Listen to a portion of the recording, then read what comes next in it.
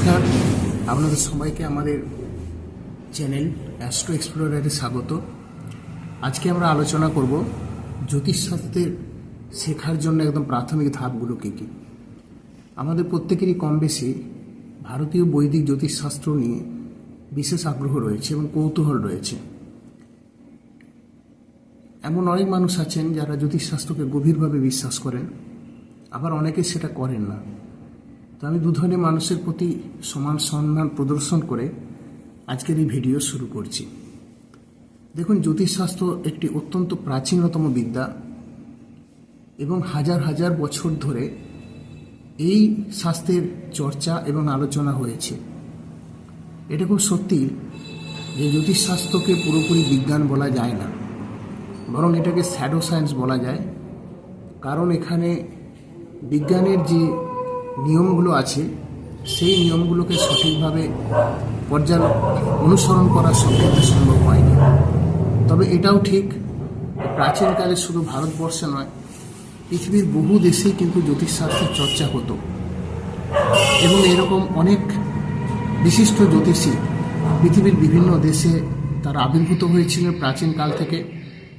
এই সমস্ত প্রাচীন জ্যোতিষীদের মধ্যে আমরা রোমের বিখ্যাত প্রাচীন রোমের দুজন বিখ্যাত জ্যোতিষীর কথা আমরা বলতে পারি। একজনের নাম ছিল জুলিয়াস ফার্মিকাস, আরেকজনের নাম ছিল মেটারনাস। প্রাচীন মিশরেও আমরা এরকম জ্যোতিষশাস্ত্র বা অ্যাস্ট্রোলজারের প্রমাণ পেয়েছি। তার মধ্যে একজন ছিল আলেকজান্দ্রিয়ার পল এবং থেবুসের হচ্ছে পালকাস। প্রাচীন গ্রীসেও এর চর্চা হতো।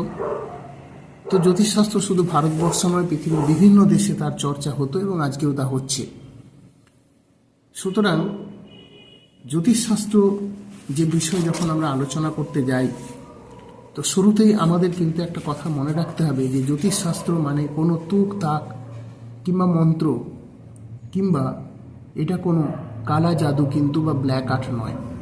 জ্যোতিষশাস্ত্র হচ্ছে গ্রহ নক্ষত্রের অবস্থান বিচার করে তাদের যে প্রভাব যা পৃথিবীর সমস্ত প্রাণীকুলের উপরে পড়ে, সেই আলোচনাকেই জ্যোতিষশাস্ত্রের আলোচনা বলা হয়। জ্যোতিষশাস্ত্র শব্দটা জ্যোতিষ্ক বা সেলেস্টিয়াল বডি থেকে এসেছে।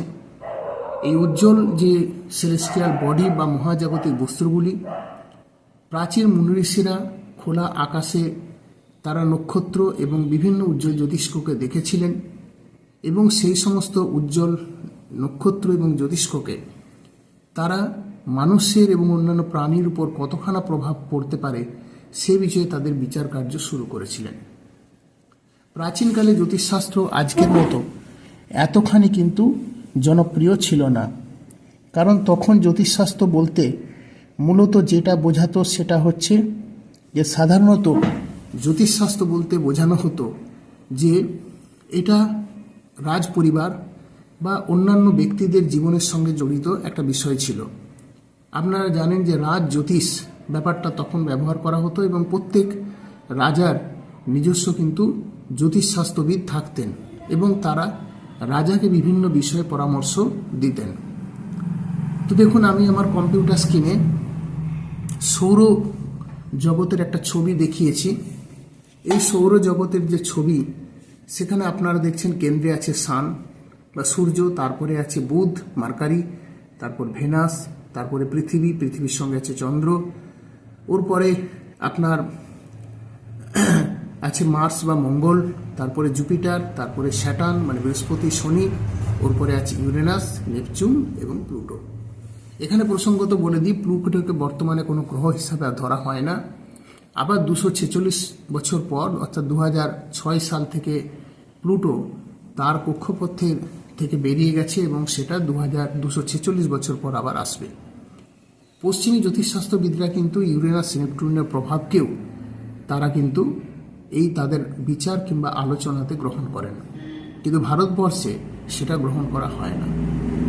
অনেকে যারা জ্যোতিষশাস্ত্রের প্রতি কোনো বিশ্বাস নেই বা রাখেন না, তারা অনেক সময় বলে যে জ্যোতিষশাস্ত্র আবার কি, এখানে সূর্যকেও গ্রহ বলা হয়েছে, চন্দ্রকেও গ্রহ বলা হয়েছে বা প্ল্যানেট বলা হচ্ছে, রাহুকেতু কোথা থেকে এলো? কথাটা খুব সত্যি। প্রত্যেকের অভিমতকে সম্মান দিয়ে বলা হয় যে আগে আমি বলেছি যে উজ্জ্বল জ্যোতিষ্ক যা কিছু তারা লক্ষ্য করেছিল তারা সেগুলোকে তারা প্ল্যানেট বা গ্রহ বলেছিল। যেহেতু তখনকার আজকের মতো উন্নত আধুনিক কোনো যন্ত্রপাতি আবিষ্কার হয়নি বা দূরবীন আবিষ্কার হয়নি, ফলে তারা কিন্তু সেটাকে কোনো যন্ত্রপাতির মধ্য দিয়ে প্রত্যক্ষ করতে পারেনি। তারা কেবলমাত্র তাদের খালি চোখ দিয়ে যা কিছু দেখেছিল সেইগুলোকেই তারা কিন্তু প্রত্যক্ষ করেছিল, এবং তারা তাদের লেখা এবং তাদের গবেষণায় সেগুলোই তারা দিয়ে গেছে।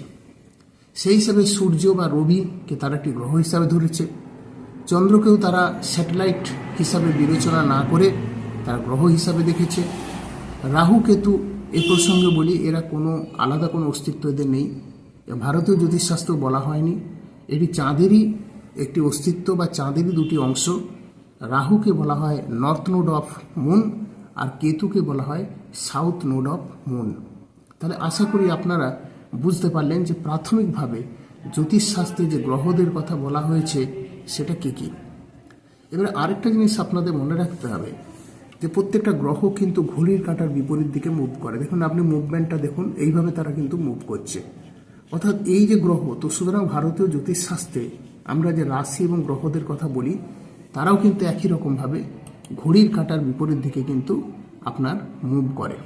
অর্থাৎ এই যে ঘড়ির কাঁটার বিপরীত দিকে যে মুভ করে, সেই মুভ করা মানে হচ্ছে তারা অতিক্রম করে। সুতরাং আপনাদেরকে কিন্তু এটা মনে রাখতে হবে। এবারে যখন আপনি কোনো একটা কুষ্টি দেখতে যাবেন বা জন্মছক, ধরুন আমি এখানে একটা জন্মছক বের করেছি, এটা একটা জন্মছক। এই জন্মছকে মোট দেখবেন 12টা ঘর আছে, 1 2 3 4 5 6 7 8 9 10 11 12। দেখুন জন্মছকের কয়েকটা ঘরে কিছু কিছু রাশির নাম দেওয়া আছে, আবার কতগুলো ঘর ফাঁকা আছে। কেন ফাঁকা থাকে, ফাঁকা থাকলে কি হয়, এগুলো নিয়ে আমি পরে আলোচনা করব। এখন এই যে জন্মছক, এটাকে বলা হয় চলতি জন্মছক বা চলতি চার্ট বলা হয়। এই চলতি চার্ট বাদ দিলেও আরেক ধরনের চার্ট আছে, দেখুন আমি আপনার কম্পিউটার স্ক্রিনে দেখাচ্ছি। এটাকে বলা হয় সাইডেরিয়াল চার্ট, গোলাকৃতি হয়। এখন রাশি বলতে কি বোঝায়? রাশি হচ্ছে পৃথিবীকে কেন্দ্র করে যে চাঁদের ঘোরা বা চন্দ্রের যে মুভমেন্ট, সেই মুভমেন্টটা 360 ডিগ্রি। যে কোনো গোলাকার বস্তু জানলে আপনার 360 ডিগ্রি হবে। সেই 360 ডিগ্রিকে 12 দিয়ে ডিভাইড করা হয়েছে, এবং প্রত্যেকটা রাশির ঘর কিন্তু হচ্ছে 30 ডিগ্রি করে। অর্থাৎ এইটা 30 ডিগ্রি, এইটা 30 ডিগ্রি, 30 ডিগ্রি, এইভাবে ভাগ করা হয়েছে। এবং সাধারণত কি হয়, রাশিটা একটা জন্ম মাস হিসাবে ধরা হয়। যেমন দেখবেন কোনো ব্যক্তির যদি জন্ম 21শে মার্চ থেকে 19শে এপ্রিলের মধ্যে হয়, তাহলে কিন্তু তার মেষ রাশি বা অ্যারিজ হয়। আবার 20শে এপ্রিল থেকে 20শে মে পর্যন্ত হলে তার টাউরাস বা বৃষ রাশি হয়। 21শে মে থেকে জুন 21 হলে তার জেমিনি বা মিথুন রাশি হয়। এইভাবে আপনার প্রতি মাস অনুযায়ী রাশিগুলো, অর্থাৎ এক মাসের মধ্যে যারা যারা জন্মাচ্ছে সেই সমস্ত জাতক জাতিকার রাশিগুলোকে সাধারণত কিন্তু আপনার ধরা হয় যে এক একটি রাশি হিসাবে ধরা হয়। এবারে প্রশ্ন হলো রাশি কি? রাশি হচ্ছে কনস্টেলেশন অফ স্টার্স। আপনি দেখবেন আপনার জন্ম যে ছক, সেখানে লেখা আছে একটা নক্ষত্রের নাম। সেই নক্ষত্র, মোট 27খানা নক্ষত্র আছে। এই 27খানা নক্ষত্রের কোনো না কোনোটাতে কিন্তু আপনার জন্ম হয়েছে। এই যে 27টা নক্ষত্র, সেই 27টা নক্ষত্রকে কিন্তু আপনার উল্লেখ করা হয়, এবং এই 27টা নক্ষত্র কিন্তু প্রত্যেকটা আপনার রাশির ক্ষেত্রে 2টো করে কম করে পড়বে। আর 3টে যেটা থাকে, সেটা 3টের হচ্ছে মিক্সড রিয়াকশান হয়। সেই মিক্সড রিয়াকশান কিন্তু 2টো রাশির ক্ষেত্রেই সেটা পড়ে। আমি যেমন এখানে একটা ছকে আপনাদের দেখিয়ে দিচ্ছি। ধরুন এই যে ছকটাতে আমরা দেখছি, এখানে দেখুন মেষ রাশি, বৃষ রাশি ইত্যাদি। তো অনেক সময় কি হলো, প্রত্যেকটায় 2টো করে নক্ষত্র হলো, কিন্তু একটা নক্ষত্র কি হবে, এখানেও কিছুটা পড়বে, এখানেও কিছুটা পড়বে। অর্থাৎ তার প্রভাব বৃষ রাশিতেও পড়লো, মিথুনেও পড়লো। সুতরাং আমরা যখন জন্মাচ্ছি, সেই জন্মের সময় যে নক্ষত্রে আমি জন্মাচ্ছি, সেই নক্ষত্রের আমার প্রভাব পড়ে। এবার এই নক্ষত্রগুলোকে ক্যারেক্টারাইজ করা হয়েছে, অর্থাৎ তার বিশেষ গুণ হিসাবে মানুষকে কতগুলো শ্রেণীকরণে ভাগ করা হয়েছে। সেই শ্রেণীগুলো কি? দেব, মনুষ্য এবং রাক্ষস। দেব নক্ষত্রগুলো কি? অশ্বিনী, মৃগশীর্ষ, পুনর্বাসু, পুষ্য, হস্ত, স্বাতি, অনুরাধা এবং রেবতী। মনুষ্য নক্ষত্র হল ভরণী, রোহিণী, অদ্র, শ্রাবণ, পূর্বা এবং উত্তরা। আর রাক্ষস নক্ষত্র হচ্ছে কৃত্তিকা, অশ্লেষা, মাঘ, চিত্রা, বিশাখা, জ্যৈষ্ঠ, মূল, ধনিষ্ঠা এবং শতভিষক। এখানে একটা প্রসঙ্গ বলে দিই, অনেকেই দেখবেন আপনারা পাত্রপাত্রীর যে অ্যাড্রেস দেওয়া হয় সেখানে বলে দেবারি গণ। এই যে গণ কথাটা বলা হয়, গণ মানে হচ্ছে শ্রেণী বিভাগ। এখানেও কিন্তু মনে রাখতে হবে যে এই যে গণ যে শব্দটাকে ব্যবহার করা হচ্ছে, এটা শ্রেণীকরণ করা হচ্ছে। আমি পরে এটা নিয়ে আলোচনা করব যে দেব রাশি মানে কি তার সমস্ত গুণ দেবতার মতো থাকবে, না রাক্ষস রাশি মানে সে খুব খারাপ হয়ে যাবে, কিংবা এগুলো এক ধরনের আমাদের সমাজে প্রচলিত অনেক খারাপ ধারণা। মনুষ্য রাশির সঙ্গে দেবারি বা রাক্ষসগণের যদি মনুষ্যগণের সঙ্গে রাক্ষসগণের যদি বিয়ে হয় তাহলে এরকম ধরে নেওয়া হয় যে মনুষ্য মারা যাবে, এইরকম কিছু ভাবনা চিন্তা সমাজে প্রচলিত হচ্ছে। এটা ভুল। তার মধ্যে যে কোয়ালিটিগুলো থাকে, তার বিশেষ ক্যারেক্টারিস্টিকগুলো যে তৈরি হয়, সেগুলো রাক্ষসগণ যাদের হয় তারা খুব দৃঢ় মস্তিষ্ক হয়, তারা একটা কাজ করব বললে সেই কাজটা করে তবেই কিন্তু ছাড়ে। সুতরাং রাক্ষসগণ যারা হয় তারা অনেক বেশি ডিটারমাইন্ড মেন্টালিটির হয়, তাদের মধ্যে কোনো দোদুল্যমানতা থাকে না, তারা কোনো কাজ করবো বলে সেখান থেকে পিছিয়ে আসছে না। সুতরাং এই অর্থের গণ অপব্যাখ্যা করে দুটো গণ হলো মানুষ অন্যরকম বলল, এটা হলো জ্যোতিষশাস্ত্রকে যেমন দুর্নাম করা হচ্ছে এবং তারা জ্যোতিষশাস্ত্র বিষয়ে তাদের নিজস্ব কোনো প্রত্যক্ষ অভিজ্ঞতা নেই বা তারা বিষয়টা নিয়ে কোনো স্টাডি করেনি।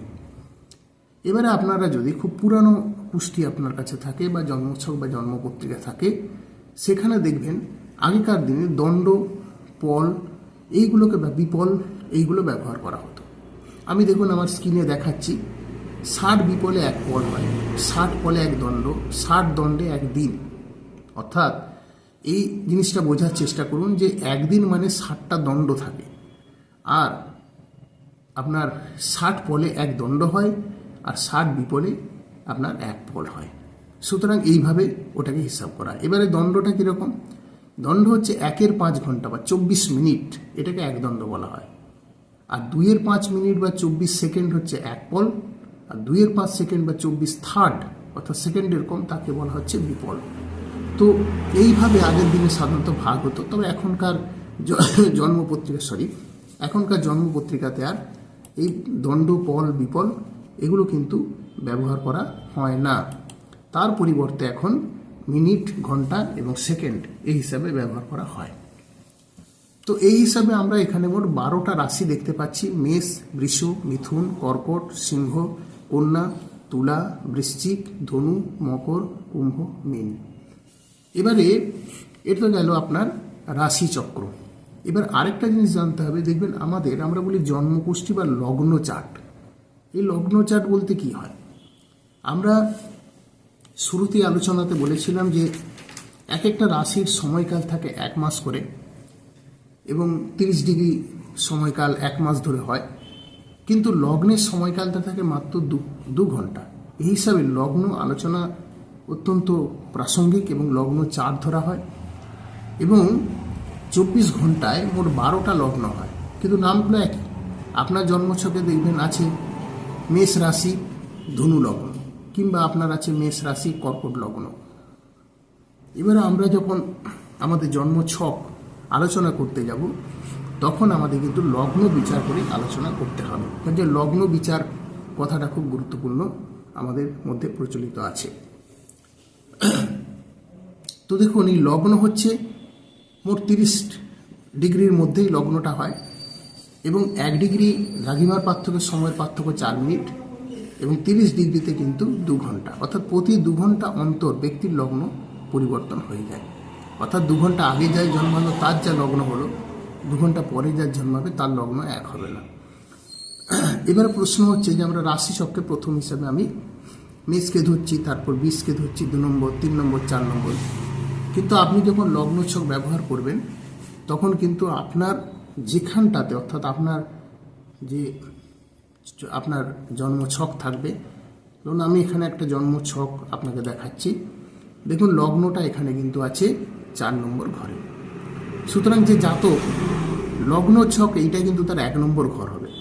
তাহলে এইভাবে তাকে তখন গুণতে হবে। তখন কিন্তু মেষ থেকে গুনবে না, লগ্ন থেকে গোনা শুরু হবে। এটা 1, পরেরটা 2, তারপর 3, তারপর 4, তারপর 5, তারপর 6, তারপর 7, তারপর 8, তারপর 9, তারপর 10, 11, 12। অর্থাৎ নর্মালি যেটা রাশিচক্রে 3 নম্বর ঘর দেখানো হচ্ছে, সেটা কিন্তু ওই জাতকের ক্ষেত্রে 12 নম্বর ঘর হয়ে যাচ্ছে। কারণ যেহেতু তার লগ্ন শুরু হয়েছে তার 4 নম্বর ঘর থেকে। এবারে যে পরের যে প্রশ্ন, এটা হলো যে আমরা বিভিন্ন লগ্নগুলোকে দেখলাম এবং লগ্ন থেকে আমি একটি আমার জন্মছক দেখা শুরু করলাম। তো কোনো ব্যক্তির যদি করেন বা আপনি আপনার নিজের যদি করেন, এবারে আপনাকে পরেরটাই আসতে হবে দশা নিয়ে। এখন দশা কি?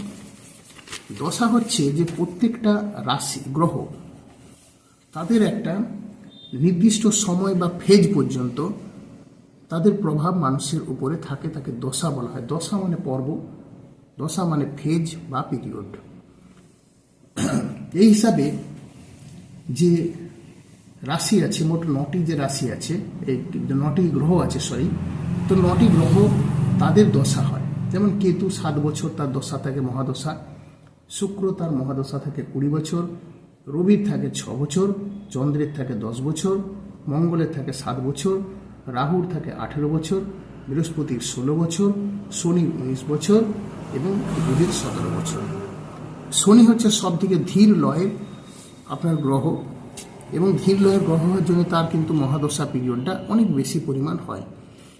তো আপনারা যখন এই জন্মছক দেখবেন তখন কিন্তু এটা মাথায় রাখতে হবে যে আমাকে দশাও দেখতে হবে না। তেমনি আমি যে এখানে সৌরজগতের ছবি দেখাচ্ছি, দেখুন স্যাটার্ন অনেকটা দূরে আছে, তার রাস্তাটাও অনেক বড়, বলে তার এই পুরো পথটা অতিক্রম করতে তার 19 বছর সময় লেগে যায়। এখন প্রশ্ন হলো, এই দশাগুলো আমরা অনেক সময় মনে করি আমার শনির দশা চলছে, কেউ কেউ বলে, দেখবেন সে নানা রকম আচার আচরণ পালন করছে। কিন্তু একটা কথা মনে রাখবেন, শুধুমাত্র আচার আচরণ পালন করলে যে আপনার দশা কেটে যাবে এটা ভুল। দশা মানে একটা ফেজ, একটা পিরিয়ড। আবার আমার শনির দশা চলছে মানে আমার 19 বছর খুব খারাপ যাবে, এটাও কিন্তু ভুল ধারণা। আসলে এক একটা দশার সময়কালকে, যে ফেজগুলোকে আরও অনেকগুলো ছোট ছোট ভাগে ভাগ করা হয়েছে। অর্থাৎ যদি কারো মঙ্গলের দশা চলে, তাহলে মঙ্গলের দশার আমরা সময় জানি 7 বছর, তাহলে 7 বছর সময়কালে তো সে তো আবার 12টা রাশিকে ঘুরে আসছে। তাই যে এই যে 12টা রাশিকে ঘুরছে এবং তার 9টা গ্রহকে কিন্তু সে কেন্দ্র করছে নিজেকে সহ, সুতরাং আপনাকে সেটা 9 দিয়ে ডিভাইড করতে হবে। তা 9 দিয়ে ডিভাইড করলে, ওই 7 বছরকে 9 দিয়ে ডিভাইড করলে যেটা পাবো সেটা হচ্ছে আপনার অন্তর্দশা হলো। অর্থাৎ কোনো মহাদশা, ধরুন আমরা এখানে রবির দশা হচ্ছে 6 বছর, তা রবির 6 বছর হলো মহাদশা। 6 বছরকে যদি আমি 9 দিয়ে ডিভাইড করি বা 9টা গ্রহ দিয়ে ভাগ করি, তাহলে 8 মাস করে থাকবে অন্তর্দশা। তাহলে বুঝতে পারলেন যে মহাদশা শুধু থাকলেই হবে না, মহাদশার মধ্যে অন্তর্দশা আছে। আবার সেই 8 মাসকে যদি আমি 9 দিয়ে ডিভাইড করি, তাহলে 26 দিন হলো তার প্রত্যন্তর দশা। আবার 26কে যদি আমি 9 দিয়ে ভাগ করি, তাহলে আপনার 2.5 আড়াই দিন হলো তার সূক্ষ্ম দশা। আর যদি আমি আড়াই দিনকে 9 দিয়ে ভাগ করি, তাহলে 6.5 ঘন্টা হচ্ছে তার কিন্তু প্রাণ দশা। তার মানে একটা দশা খারাপ এই ভাবনা ভেবে নিলাম, বা কোনো জ্যোতিষী যিনি পুরো হিসেবটা ভালোভাবে জানেন না, বা তিনি আপনাকে সঠিকভাবে বুঝিয়ে দিলেন না, আপনি ভাবলেন আমার খারাপ সময় চলছে, তা না। আপনার প্রত্যেক ক্ষণ, অর্থাৎ যদি রবির দশা চলে, তাহলে 6.5 ঘন্টা অন্তর অন্তর কিন্তু আপনার জীবনে একটা পরিবর্তন আসবে। এবং দেখবেন কোনো সময় এমন হয় যে আমার হয়তো সকালটা খুব খারাপ গেছে, কিন্তু বিকেলটা তুলনামূলক আমার ভালো এসেছে এবং আমি হাসি খুশি একটা সুন্দর জীবনযাপন আমার করতে পেরেছি। সুতরাং যখন আপনি আপনার নিজের জন্মছক নিজে দেখবেন, বা আপনি কারো অন্যের জন্মছক দেখলেন, তখন কিন্তু আপনাকে সূক্ষ্ম দশা পর্যন্ত ক্যালকুলেশন করে তারপরে তার সম্পর্কে বলতে হবে, তবেই কিন্তু গণনাটা সঠিকভাবে হবে এবং দশা সংক্রান্ত বিষয়ে জানা যাবে। এবার দেখুন, এই জন্মছকটা, এই প্রত্যেকটা জিনিসকে কিন্তু মাথায় রাখতে হবে। জিনিসগুলো কীরকম, প্রত্যেকটা ঘর হচ্ছে 30 ডিগ্রি করে। মনে রাখবেন, এই যে 30 ডিগ্রি প্রত্যেকটা ঘর থাকে, এই 30 ডিগ্রি ঘরগুলোর মধ্যে একজন জাতকের যখন জন্ম হচ্ছে, দেখবেন একটা যমজ বাচ্চাও তারা কিন্তু 5 মিনিট অন্তর জন্মায়, অর্থাৎ একজনের জন্মের 5 মিনিট পর আরেকজন জন্মালো। সুতরাং এই নয় যে তারা একসঙ্গে তাদের জন্ম হয়, জন্মটা 5 মিনিট পরে হলো, ফলে দুজনের ভাগ্যগত পরিবর্তন দুরকম হয়। দুজন দেখতে একরকম হলেও দুজনের মৃত্যু কিন্তু একই দিনে হয় না। অর্থাৎ যদি আপনারা একটু বিচার করে দেখেন তাহলে দেখবেন এই 5 মিনিটের পার্থক্যের মধ্যে তাদের কিন্তু অনেকখানা কিন্তু ডিফারেন্স হয়ে গেছে তাদের জীবনযাত্রার মধ্যে, তাদের আচার আচরণ, জীবনযাত্রা, তাদের ভবিষ্যৎ সব কিছু কিন্তু পার্থক্য হয়ে যায়। অতএব একজন ব্যক্তি যখন জন্মাচ্ছে তো সেই জন্মকালে তার প্রতিটা যে গ্রহ, সেই গ্রহের তার যে স্থান কোথায় যখন জন্মাচ্ছে সেই গ্রহের অবস্থানটা কীরকম ছিল সেটা আমাদের জানতে হবে। আপনারা অনেক সময় গ্রহের উচ্চস্থান, তুঙ্গস্থান, নিম্নস্থান এগুলো দেখেছেন। এগুলো কি না, প্রতিটা গ্রহ উচ্চস্থানে সে সর্বোত্তম ভালো ফল দেয়। সুতরাং আপনাকে বিচার করার সময় গ্রহের উচ্চস্থান বোঝাতে হবে। ধরুন রবি, এটা মেষ রাশির প্রথম 10 অংশ। প্রথম 10 অংশ মানে কি না, আপনার যে আমরা মোট যে 30 ডিগ্রি করে পেয়েছি সেই 30 ডিগ্রির মধ্যে প্রথম হচ্ছে আপনার যে 30 ডিগ্রি, সেই যে আপনার 10 ডিগ্রি থাকবে সেই 10 ডিগ্রির মধ্যে কিন্তু সে সব থেকে গুড রেজাল্ট সে দেবে। এইটা হচ্ছে তার, ধরুন এখানে 30 ডিগ্রি, তাহলে দেখুন ছোট ছোট ছোট ছোট ডিগ্রিতে ভাগ করা আছে। এইটা হচ্ছে প্রথম 10 ডিগ্রির মধ্যে রবি মেষ রাশির, এটা যদি মেষ রাশি হয় প্রথম 10 ডিগ্রির মধ্যে সব থেকে ভালো সে ফল দিবে। পরবর্তীকালে তার ফলের দেওয়ার প্রভাবটা কিন্তু কম হবে। সুতরাং এই 10 ডিগ্রি পর্যন্ত সময়কে তার উচ্চস্থান বা এক্সালটেশন বলা হয়। দ্বিতীয় হচ্ছে আপনাকে পরেরটা যে বিচার করতে হবে সেটা হলো যে আপনি প্রত্যেকটা রাশিকে এইভাবে দেখবেন। চন্দ্রের ক্ষেত্রে বৃষ রাশির প্রথম 3 অংশ, মঙ্গলের ক্ষেত্রে মকর রাশির 28 অংশ, বুধের ক্ষেত্রে কন্যা রাশির প্রথম 15 অংশ, বৃহস্পতির ক্ষেত্রে কর্কট রাশির প্রথম 5 অংশ, শুক্রের ক্ষেত্রে মীন রাশির প্রথম 27 অংশ, শনির ক্ষেত্রে তুলা রাশির প্রথম 20 অংশ, রাহুর ক্ষেত্রে মিথুন রাশির প্রথম 20 অংশ, শেষ 20 অংশ, এবং কেতুর ক্ষেত্রে ধনু রাশির শেষ 20 অংশ। অর্থাৎ এইগুলোর মধ্যে এরা সর্বোত্তম ফল দেয়। বাকি অংশ যেটা থাকে সেটাকে তার নিচস্থ স্থান বলা হয়। অর্থাৎ ওই রাশি ওখানে ততটা ভালো তার প্রভাব, পজিটিভ রেজাল্ট কিন্তু দেয় না।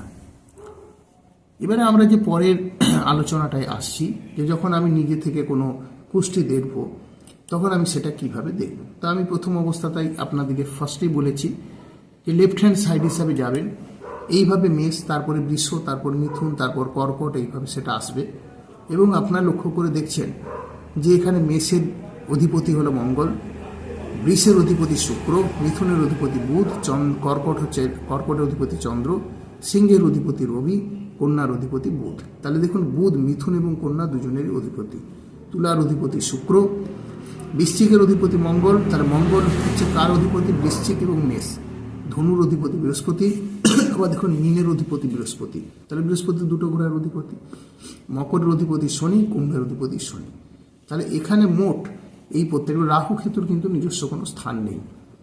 আসলে ব্যক্তির যে জন্ম ছক সেখানেই তার যে স্থান সেটা আমরা যখন দেখব সেটা সেই জায়গা থেকে স্থির করতে হবে। আমরা এখানে একটা দেখুন হ্যান্ডমেড একটা আমি দেখাচ্ছি জন্মছক। এই জন্মছকে জাতকের দেখুন লগ্ন হচ্ছে কর্কট লগ্নতে শুরু, সুতরাং এটাকে আপনি 1 নম্বর ধরবেন, এরপর থেকে কাউন্ট করে করে যাবেন। এবং দেখুন এখানে কেতু আছে এবং তার উল্টো দিকে রাহু, রাহু কেতু ঠিক পরস্পরের উল্টো দিকে অবস্থান করে। এবং আরেকটা জিনিস লক্ষ্য করে দেখুন, জাতকের একটা ঘরে 4টে রাশি আছে, কোনো কোনো ঘরে রাশি নেই। তো অনেক সময় মনে করেন যে ঘরগুলো নেই রাশি, তার মানে কি এগুলো ফাঁকা, এর কোনো প্রভাব নেই? না, আমি অবশ্যই এগুলো নিয়েও পরে অবশ্যই আলোচনা করব যে এগুলো না থাকার ফলটা কী বা তার রেজাল্ট কী হতে পারে, সেটা আমি একটা অন্য ভিডিওতে এই নিয়ে সংক্রান্ত আলোচনা করব। এখন ব্যাপার হলো, যেমন আমি আরও একটা আপনার দেখাচ্ছি। এইখানে লক্ষ্য করে দেখুন যে জাতকের এটা জন্মছক তার কিন্তু লগ্নটা শুরু হয়েছে কত নম্বর ঘর? 1, 2, 3, 4, 5 নম্বর ঘর। তাহলে 5 নম্বর ঘরটা কিন্তু লগ্ন ছকে ওর 1 নম্বর ঘর হলো। তাহলে আমাকে এইভাবে এটা কিন্তু কাউন্ট করতে হবে এবং হিসেব করে যেতে হবে। সুতরাং এখানে প্রত্যেকটা ঘরকে আমরা কিন্তু এইভাবে আলোচনা করব। এবং যারা প্রথম শিখছেন বা যাদের উৎসাহ আছে বা যারা কৌতূহল প্রকাশ করে, তারা একটা জন্মছক আপনাকে কেউ দেখালো, আপনি সেই জন্মছকটা সঠিকভাবে হিসেব না করে, বিচার না করে আপনি দুমদাম দু একটা বলে দিলেন কথা, হয়তো তার মধ্যে আপনি 10টা কথা বলেছেন, 2টো মিলল কি মিলল না। আসলে মানুষ তো সমস্যা নিয়ে জ্যোতিষের কাছে আসে। ডাক্তার এবং জ্যোতিষ এই দুজনের কাছে মানুষ সমস্যা নিতে একটু শকে যায় না। তাহলে সুতরাং হচ্ছে যে আমি যদি সঠিকভাবে বিচার না করে কোনো মানুষকে বলে দিই, সেটা অনেক সময় তার দুঃখ লাগতে পারে। বা আমি নিজেও ভাবলাম যে আমার এখানে নিচস্থ আছে খুব খারাপ, রাহুর দশা চলছে খুব খারাপ, শনির দশা চলছে খুব খারাপ, এগুলো ভুল। আপনাকে প্রত্যেকটা দশা, অন্তর্দশা, প্রত্যন্তর দশা, প্রাণ দশা, সূক্ষ্ম দশা সব কিছু আপনাকে হিসেব করতে হবে। এবার বিভিন্ন গ্রহদের প্রভাব, তাদের অবস্থান, এই সব কিছু বিচার সঠিকভাবে করতে পারলে তবেই কিন্তু আপনি একটা জন্মছক বিচার করতে পারবেন, এবং সেক্ষেত্রে আপনার বিচার সঠিক হবে। এবং অবশ্যই কিন্তু আপনি এই সঠিক বিচার করতে পারলে যে ভবিষ্যৎ বাণী আপনি কারো সম্পর্কে করবেন বা নিজের সম্পর্কে করবেন, সেখানে অ্যাকুরেসি পার্সেন্টেজটা বেশি হবে। এখানকার প্রসঙ্গত বলে দিই, কোনো জ্যোতিষ কিন্তু কোনো কিছু গ্যারেন্টি বা কনফার্মেশন দেয় না। জ্যোতিষ কিন্তু যেটা করে একটা সম্ভাবনার কথা বলে, একটা প্রেডিকশানের কথা বলে। যেমন আমরা এটা লক্ষ্য করে দেখেছি যে আবহাওয়াবিদরা বলেন আজকে ভারী থেকে অতি ভারী বৃষ্টি হতে পারে, তারা হবে না এই কথাটা জোর দিয়ে বলে না। তেমন জ্যোতিষশাস্ত্রে কিন্তু এই ব্যাপারটাকে আমরা সেভাবেই বলি যে এই সমস্যাগুলো আসতে পারে, এই বিষয়গুলো আসতে পারে, আপনাকে সাবধানতা বা প্রিকশন নিতে হবে। সুতরাং যখন আপনি আপনার জন্মছককে বিচার করবেন বা আলোচনা করবেন, তখন বা অন্যের যদি আলোচনা করেন, তখন কিন্তু মাথায় এই সমস্ত জিনিসগুলোকে আপনি রাখবেন। অর্থাৎ তার লগ্ন বিচার করবেন, কোন নক্ষত্রে তার জন্ম, সেই নক্ষত্রের যে প্রভাব সেগুলো আপনি বিচার করবেন। তারপরে আপনি আরও দেখবেন যে ওই ব্যক্তির কোন দশা চলছে, কোন সূক্ষ্ম দশা, কোন প্রত্যন্ত দশা চলছে, এবং তার কত ডিগ্রি অবস্থান করছে তার যে গ্রহগুলো। কারণ প্রত্যেকটি গ্রহের ডিগ্রি অনুযায়ী তার ফল, ভালো কিংবা খারাপ ফল সবসময় কিন্তু সে তাকে দেয়। সুতরাং এই নয় সে 30 ডিগ্রি সর্বত্র বসলেই এ সব জায়গায় সে একই ফল দেবে, এটা কিন্তু নয়। 30 ডিগ্রির বিভিন্ন জায়গায় সে বিভিন্ন ধরনের ফল দিয়ে থাকে। তো এইভাবে প্রতিটা গ্রহ তার নির্দিষ্ট স্থানে এক এক রকম ফল প্রদান করে, এবং এই কারণে কিন্তু আমাদের ক্ষেত্রে একটা পরিবর্তন আমরা লক্ষ্য করে দেখছি প্রতি মুহূর্তে। আসলে সেই একই কথা বলা হয় যে গ্রহরা কীরকম, ভগবান শ্রীকৃষ্ণের সেই বাণী চক্রবৎ পরিবর্তনেও সুখানিচ দুঃখানিচ, আমি এই চক্রের মতো পরিবর্তন করছি, এবং সুখ এবং দুঃখ এই দুটোই সমান্তরালভাবে আসছে। কারো চিরকাল খারাপ সময় থাকে না, আবার কারো ভালো সময় চলছে, জীবনে অন্তিম পর্ব পর্যন্ত চলে না। সুতরাং এটা মনে রাখতে হবে, পজিটিভ দৃষ্টিভঙ্গি, মুখে হাসি রাখতে হবে, এবং নিজের সম্পর্কে সবসময় একটা দৃঢ় বিশ্বাস থাকতে হবে। কারণ আমার যত সময়ই খারাপ আসুক না কেন, নিজের উপরে বিশ্বাস হারালে সেটা সবথেকে ক্ষতিকারক বস্তুতে পরিণত হয়। সুতরাং যখন আপনারা নিজের জন্মছক দেখবেন বা অন্যেরও দেখবেন, কোনোভাবেই আপনার সামনের লোককে আপনি হতাশ করবেন না। আপনি তাকে বলবেন যে না, তুমি চেষ্টা করো, তোমার হবে, তুমি ভালো করে পড়াশোনা করো, তুমি অবশ্যই চাকরি পাবে। আপনি এইগুলো বলবেন। আপনি যদি তাকে প্রথমেই বলে দেন যে না বাবু, তোমার কোনো চাকরি বাকরি হবে না, তোমার ইত্যাদি হবে না, আপনি ভাবলেন খুব, আপনি প্লেন স্পিক করলেন, খুব ভালো স্ট্রেট ফরওয়ার্ড কথাবার্তা বললেন, সমাজে দাম রইল আপনার, কিন্তু ঘটনা হচ্ছে যে ব্যক্তি, সেই ব্যক্তি কিন্তু অত্যন্ত কষ্ট এবং দুঃখ পেল, এবং সে হয়তো কিছু করতে পারলেও কিন্তু আর করতে পারবে না, সে মানসিকভাবে ভেঙে পড়বে। একজন জ্যোতিষী অবশ্যই কিন্তু একজন মনস্তত্ত্ববিদ, এবং একজন ডাক্তারবাবু যেমন একজন মৃতপ্রায় রোগীকেও কিন্তু সারিয়ে তোলার চেষ্টা করেন, একজন জ্যোতিষীর মুখ্য কাজ হবে তার সামনে যে ব্যক্তি আসছে সেই ব্যক্তির যে হসলা অর্থাৎ সাহস, সেই সাহসকে আমরা বলি হসলা বুলন্দ রাখনা হয়। তো সাহসকে যাতে সে না হারায়, তাকে সবসময় এ বিষয়ে উৎসাহ দিতে হবে এবং তাকে বলতে হবে। কারণ কর্ম সবথেকে গুরুত্বপূর্ণ জায়গা, এবং আমরা আমাদের পূর্বজন্মের ফলে কিন্তু আমরা আমাদের যে পরিবেশে বা যে পরিবারে জন্ম হয় বা যেরকম মা বাবা হয়, আমরা সেটা যেমন পেয়ে থাকি, তেমনভাবে আমরা কিন্তু আমাদের এই জন্মের কর্মের দ্বারা আমরা আমাদের পথটাকে কিন্তু অনেক মসৃণ করে নিতে পারি। তাহলে আমার এই প্রথম ভিডিও, এখানে আমি শুরুতে কিভাবে আপনারা পুষ্টি দেখবেন বা জন্মছক বিচার করবেন এই সংক্রান্ত আলোচনা করলাম। আমি পরবর্তী ভিডিওগুলোতে আমি পর্বে পর্বে সমস্ত আলোচনা করব, এবং জ্যোতিষশাস্ত্র বিষয়ে একটি সম্পূর্ণ আমি তথ্য দেব বিভিন্ন পর্বে, বিভিন্ন ভিডিওতে।